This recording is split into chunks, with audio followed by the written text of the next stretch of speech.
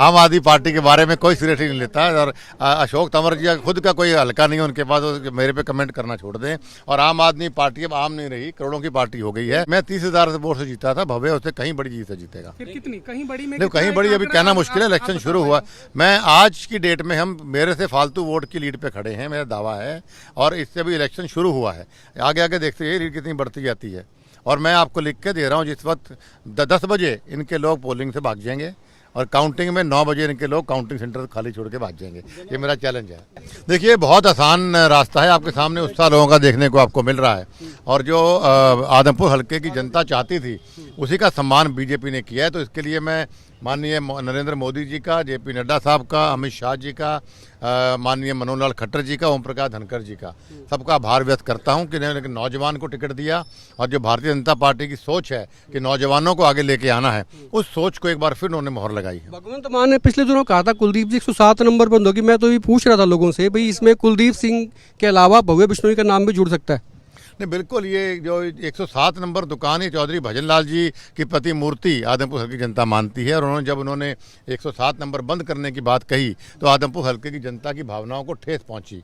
और मैं समझता हूं मान साहब को उसके लिए माफ़ी मांगनी चाहिए और भव्य को आशीर्वाद जनता आदमपुर की अवश्य देगी। क्या लगता है पिता की जो लीड पिछली बार थी 29,000 से ज़्यादा वोट 2019 में आपने लीड हासिल की थी, अब की बार वो भव्य उसको बरकरार रख पाएंगे? देखिए, मैं आदमपुर हल्के की जनता को विश्वास में लेके या विश्वास से कहता हूं कि मुझसे कहीं ज़्यादा वोट इस इलेक्शन में भव्य को मिलेगा और 6 नवंबर को आपको देखने को मिलेगा। 2019 में भी हुआ था जब यहाँ पर लोकसभा का चुनाव लड़ रहे थे, तो आदमपुर में भव्य बिश्नोई को हार मिली थी 9 विधानसभा सीटों की अगर बात करें।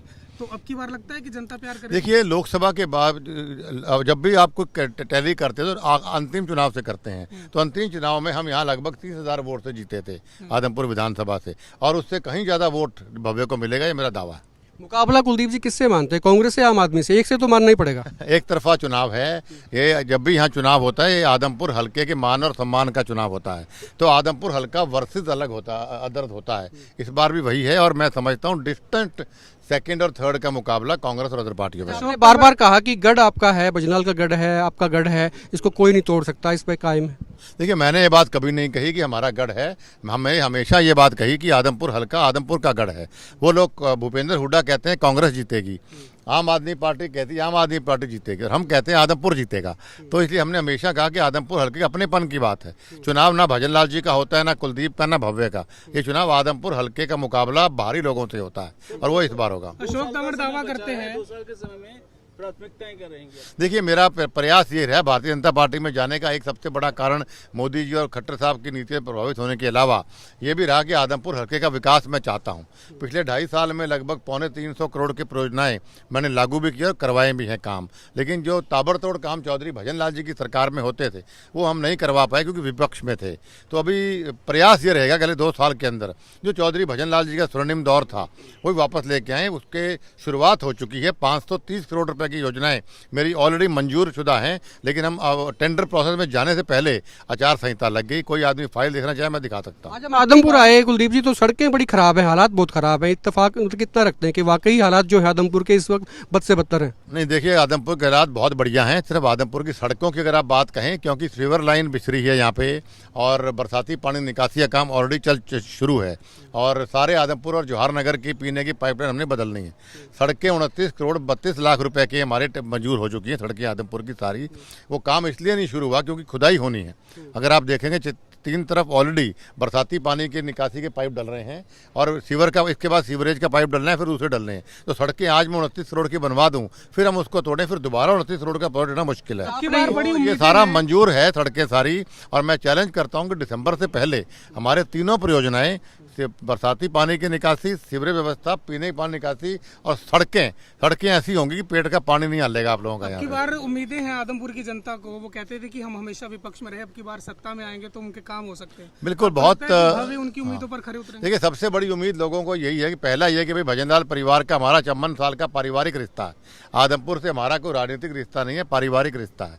सबसे बड़ा कारण ये रहा। दूसरा उनका कारण है कि भाई 26 साल से हम विपक्ष में रहे हैं, हमें भजनलाल जी का दौर रही है, विकास होना चाहिए। तो हम ना तो किसी पार्टी को देखेंगे ना हम कुछ और देखेंगे, हमें सिर्फ विकास देखना है कि हमें सिर्फ 2 साल खूब काम सरकार में रहे करवाने। आपने कुलदीप जी ये भी कहा कि केंद्र में आप जाना चाहते हैं, पार्टी भेजना चाहती है आपको केंद्र में, तो ये माना जाए कि अगला जो लोकसभा चुनाव है कुलदीप बिश्नोई लड़ेंगे बीजेपी का हिसार से? देखिए वो जो पार्टी जो आदेश करेगी उसको उसकी पालना करूंगा। तो अशोक तंवर कहते आने हैं, वाली है, विश्वास कर लें। बिल्कुल सड़कों पे दौड़ेगी पूरे तरीके से। अशोक तंवर कहते हैं कि 50,000 वोट से सत्येंद्र जीतेंगे। आम आदमी पार्टी के बारे में कोई सीरियसली नहीं लेता है, और अशोक तंवर जी खुद का कोई हल्का नहीं है उनके पास, वो मेरे पे कमेंट करना छोड़ दें।